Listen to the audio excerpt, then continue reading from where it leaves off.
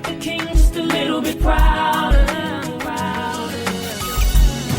Putting hope on the radio.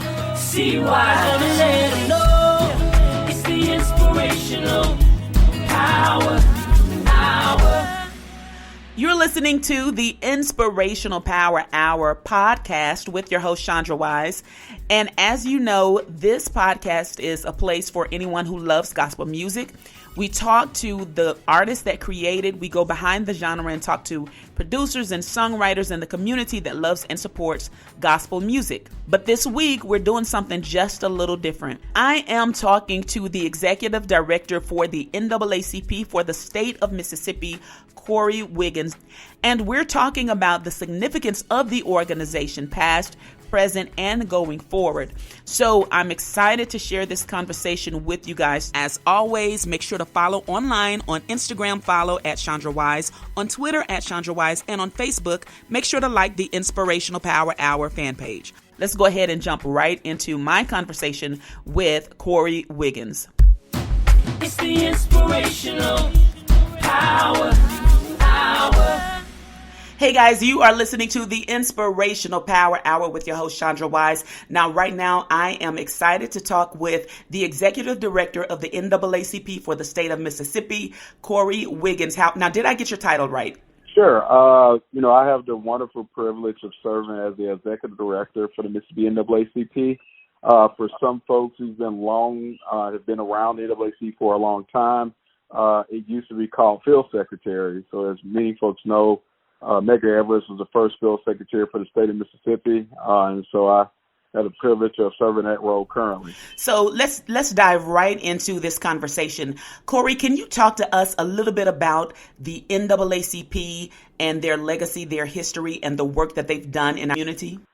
Yeah, well, as most folks know, the NAACP started, or the idea of it started at the Niagara meeting, where folks from different parts of the country at the time got together and was really sort of talking about the issues and how in this country, how they were impacting African Americans. One of the major big issues was the lynching of African Americans across the country, and that sort of rose out of, for a number of years early on, NAACP actually was really, really pushing the Lynching Act. And then also, even in the context of Mississippi, the oldest NAACP branch in Mississippi is actually our Vicksburg branch that was founded in 1918. So it's over 100 years old here in Mississippi. And at its core, we are a civil rights organization that works on issues around voting, voter rights, making sure that we are fighting for and fighting against discriminatory policies that really limit opportunity for communities and African Americans and in general communities of color. And so a lot of our work cuts across as multi-issue, but our core work and who we are and what we do is situated in civil rights work. Now, Cure, we know that we have a very important election coming up this fall in November. Now, all of our elections are important, and I would love it if you would just take a moment and speak to our listeners about the importance of exercising our rights to vote. Yeah, well, and that's the thing, right? Mississippi is one of those places where we have elections every year. And so every year we have an opportunity to go to the polls to voice our support or our displeasure for the officials that we elect on a year-to-year basis. This year, we have some communities or counties have school board races. You have election commission races happening across the state, Supreme Court races, congressional, and also the presidential election. And ultimately, when we're talking about all of these issues that are impacting and affecting our communities, even when you talk about the moment of now, right, the moment of responding where folks are across the state and across this country are protesting and rallying. But one of the things that we do know is a lot of these inequities existed long before the senseless murders of George Floyd, Breonna Taylor, and others. And those issues, even once we engage and we rally, how do we stay persistent and engage on these issues to really break down these systemic inequities that exist and that many of us face. And so voting is one strategy. Voting is one way to ensure that you have representation of people, representation of the values, and more importantly, folks who believe in policy and practices that are about creating opportunity rather than limiting opportunity. Now, you mentioned the volunteer aspect of the NAACP. Can you talk to us a little bit about membership and volunteerism, what that looks like? Yeah, the NAACP is a membership-driven organization, is a volunteer-based organization. We have member volunteers all across the state of Mississippi. And just for some folks who may not be as familiar with our structure, is the NAACP is a grassroots-driven organization that is really led from the bottom up. And when I say that is that in each community, in most communities across the state of Mississippi, there's a local NAACP branch. For example, there's a Jackson branch NAACP, a Clinton branch. I'm excited that we just revitalized the Rankin County branch NAACP. And so that creates a direct opportunity for people in their community to connect with other concerned citizens about issues in their community, and a way to voluntarily engage. We have local leadership, so you have people who are close to the issue. Now, our local branches feeds into the state NAACP, where I serve as executive director. We have the leadership with presidents and officers who are all volunteers as well, and leading into the national. And so anybody can become a member of the NAACP. Annual membership for the NAACP is only $30 a year. I encourage people to join their local branch, but not only to join, but to be involved and engage. And one thing about it is there's a place for everybody. So if you are a teacher who care about issues as it relates to education, you can become a member. We have an education committee. If you're somebody who care about criminal justice issues, you can be involved with the local criminal justice committee. And again, these are volunteers who are showing up each and every day, not because they're getting paid to do it, but they're showing up each and every day to do what's right. And I'm just so excited. I am proud each and every day that I get a chance to interact and talk and speak and talk to our member volunteers about the work that they're doing. And that's what we really want to be able to support. And that's what matters. Whether we're talking about these issues, while we're talking about these issues happening nationally, is that each person has an opportunity to change the community in which they live in. You know, what's been interesting is that, you know, across Mississippi or across the country, a lot of the rally and protests that have been happening have been led by young folks. And that is an exciting because of the energy, the freshness of the ideas, what's happening right now and being able to respond are all things that we look to and figure out how do we support our young folks. And then how do we help and support our young folks in sustaining their movement work? One of the things that I've been sharing with people the past several weeks, right, where we are at this point in time is progress, and to some extent it is a moment of these factors that if we look back in a historical context that have also happened before. So if you look back into the 60s and look at the murder of Emmett Till, we look at the movement work of organizations like SCLC, NAACP, SNCC, CORE, all of these other local people in communities involved in movement work, leading protests, leading boycotts, thinking about how do we move towards a place of power to create more economic and opportunities, to create more opportunities for fairness and justice, educational opportunities. To some extent, when we look at this moment of now, we have those opportunities to continue to advance an agenda that is inclusive. And ultimately, we cannot do that without young people helping to lead the way or leading the way. And so I'm really excited about that and the opportunities that we have right now with college students being involved and engaged and speaking their truth and how they view these issues, and then taking that step as we move forward of addressing these policy and systemic issues that continue to plague our community. So, Corey, you mentioned a little bit the economic aspect of it, and we know that the power of the dollar, it speaks loudly. Can you talk about that a little more and how we can use that to make sure that it's working for us in our community in order to address some of these issues? Yeah. Well, and that's the thing. One of the places, so I sort of, one of the areas where I've spent a lot of time working is looking at tax and budget policy at the state level. And one of the things that I think I understand and most people can acknowledge is that controlling and having access to the purse strings is very important. What I mean is that when you look at how do we maximize those spaces and places where we currently have control and power, where we look at people who may be leading organizations, folks who may be leading counties or municipalities, how do we leverage these budgets and a way to invest in small businesses, to support making sure we have opportunities for small businesses, minority-owned businesses to get access to contracts? How do we engage people in a way to talk about what does ownership looks like?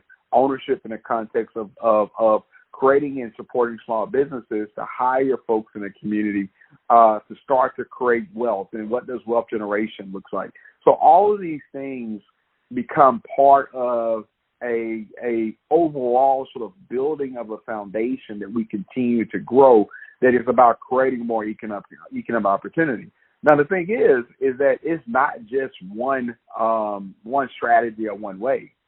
What I would say is that we have to have a sort of Big Ten approach in how we sort of look at not only just collectively building power, but how we're looking at how do we build economic power. And I think we got to leverage all the tools in the toolbox. I'm going to go back to something that you talked about earlier around voting.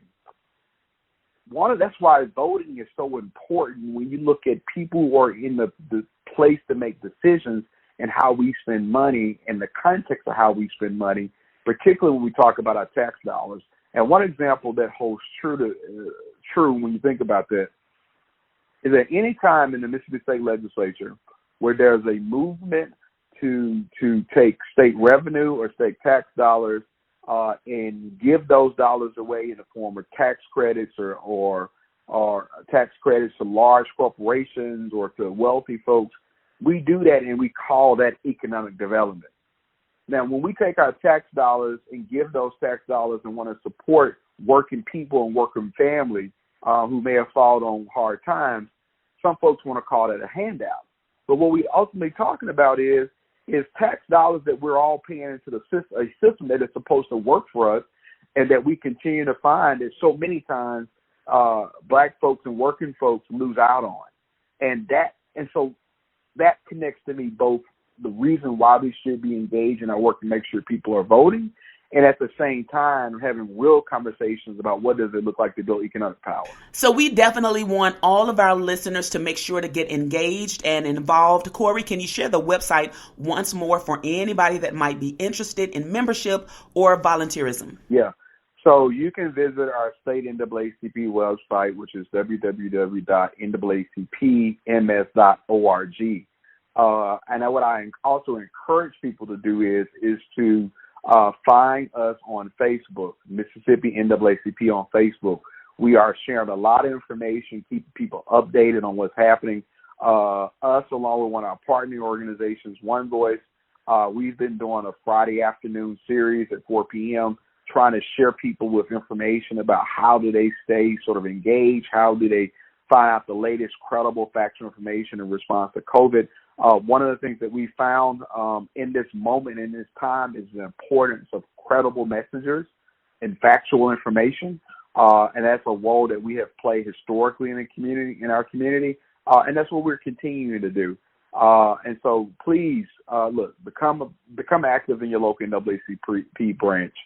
Be part of the solution, and be part of the long-term work that we're going to have to do in our communities to see and be part of the type of change that we want to see in our own communities.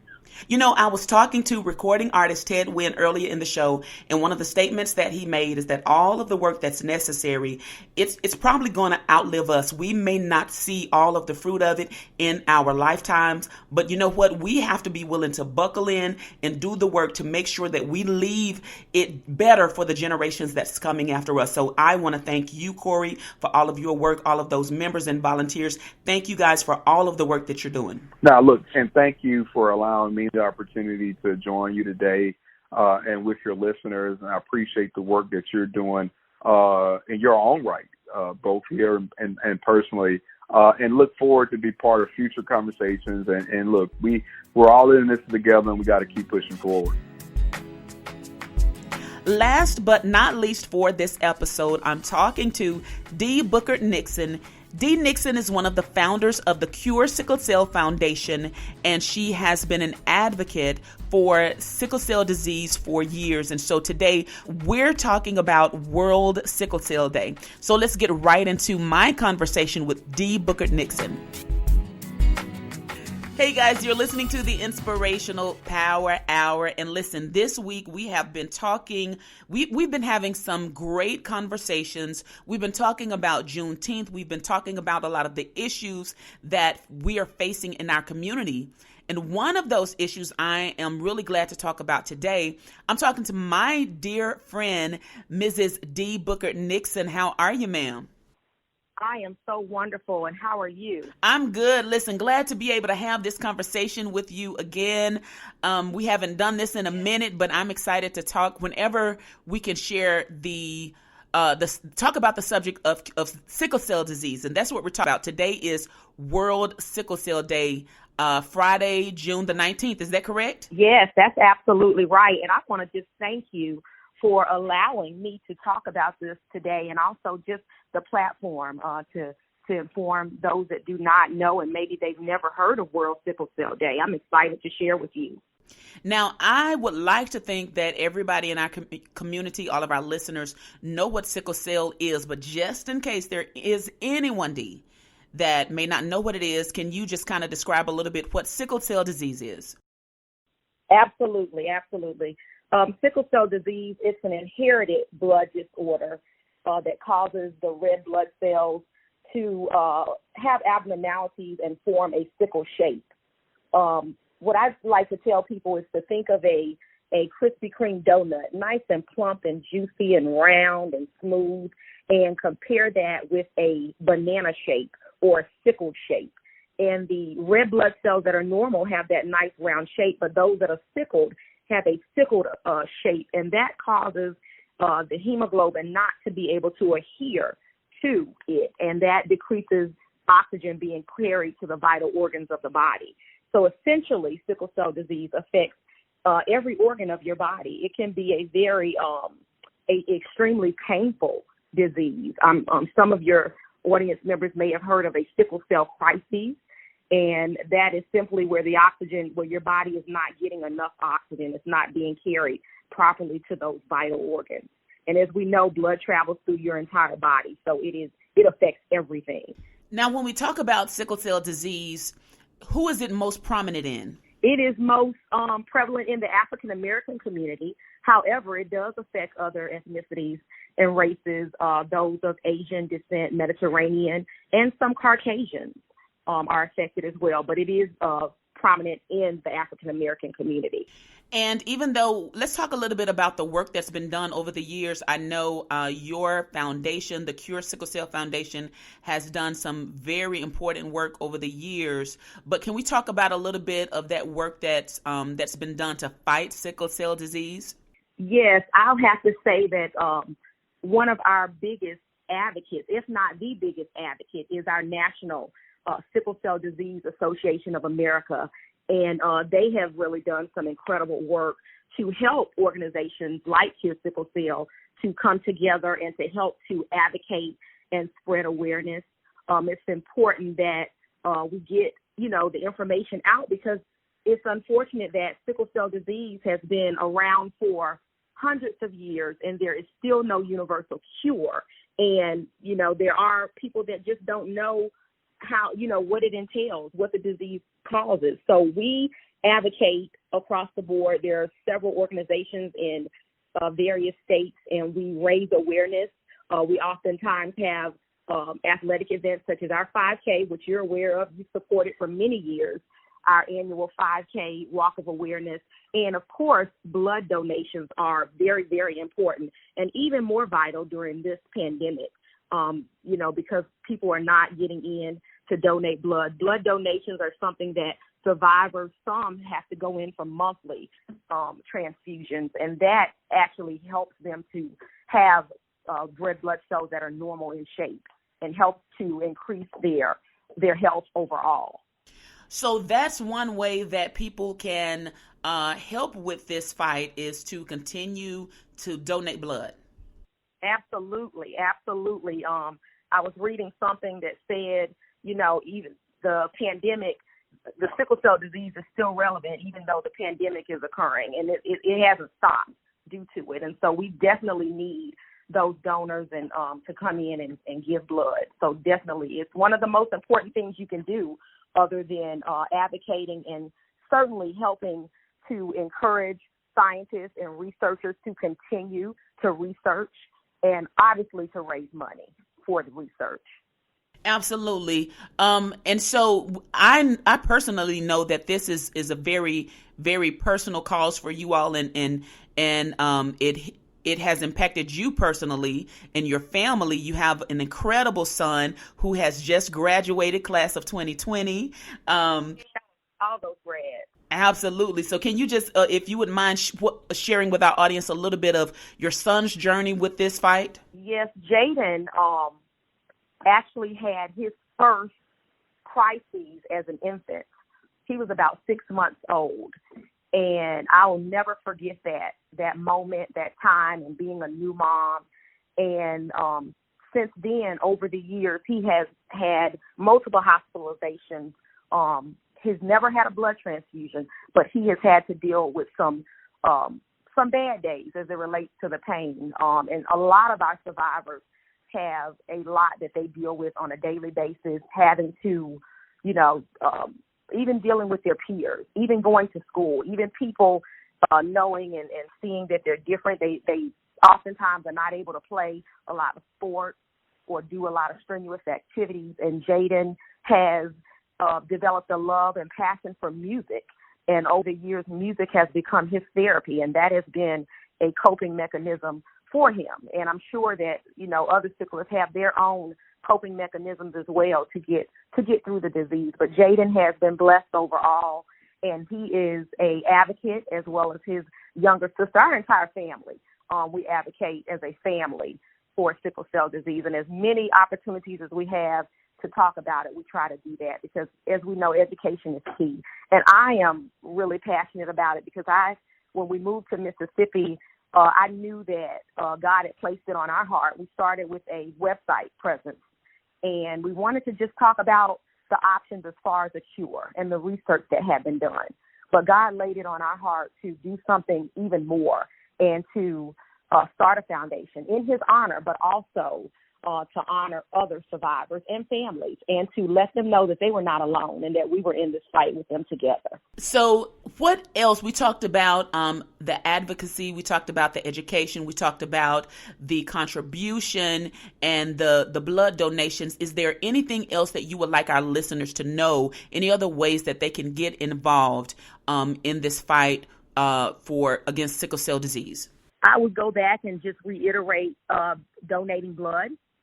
If there is a local foundation in your state, join, volunteer, see what you can do to assist, make a donation, do all of those things, and certainly help us to go to, the legislatures and just make changes that it affects these families and the things that are being done and how they're cared for all across the board.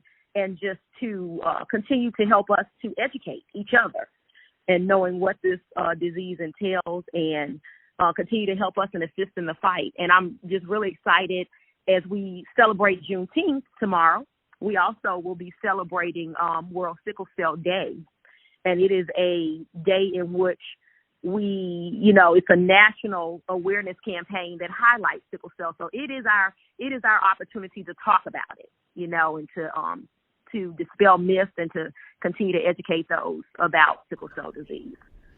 And, I'm so glad you said that. I was talking earlier in the show to the executive director for the NAACP for the state of Mississippi, Corey Wiggins, and ways that we can be involved in our communities. And you talked about that legislation. And so we're impacted so much on every facet, economically, with those health issues, we're looking at now police reform and prison reform has been an issue, and education. I think it's so important. And as we know, Dee, we got an election coming up this year. That's right. Very important time for us. And we want to encourage all of our listeners to get involved because all of these issues impact us, all of these issues. So Go ahead. I'm sorry. No, go ahead. You finish your thought. I was just going to say, and it's not just about sickle cell disease. It's about all of the diseases, and especially those that we as a people are disproportionately affected by,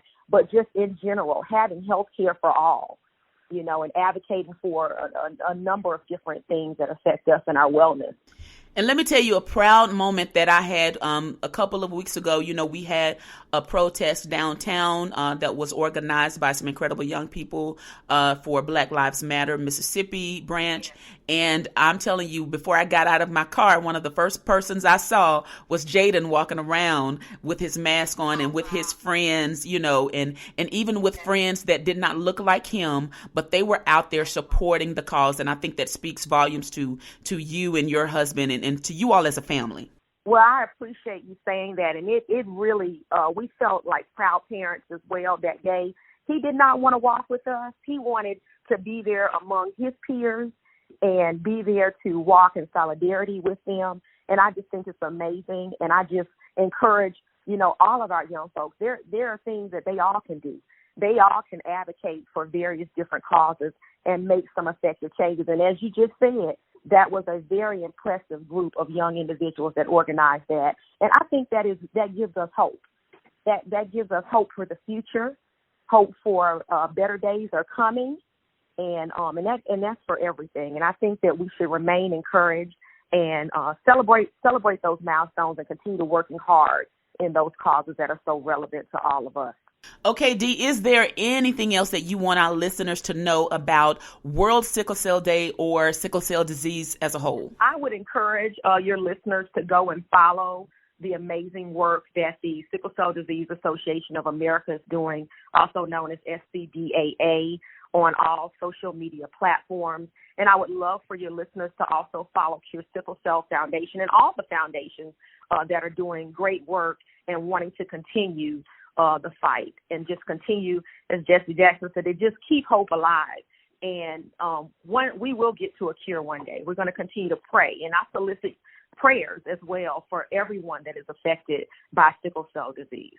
All right, guys. Thank you so much, Dee, for taking time and for sharing. Thank you so much. We will continue to support and we will continue to keep pushing until we have a cure. Thank you. And thank you, Chandra, for doing amazing things in the community and presenting all of our causes and just being an advocate for all of us. Thank you so much. Thank you guys so much for checking out this episode of the Inspirational Power Hour podcast. Listen, please make sure to follow all of my guests online. Let's remember to get engaged and get involved, and let's remember to exercise our right to vote. As always, make sure to follow online on Instagram, follow at Chandra Wise, on Twitter at Chandra Wise, and on Facebook, make sure to like the Inspirational Power Hour fan page. All right, guys, remember God blesses us to be a blessing. So let's take time and bless somebody else. Stay focused and encouraged. Have a good one, and I'll see you next time. It's the Inspirational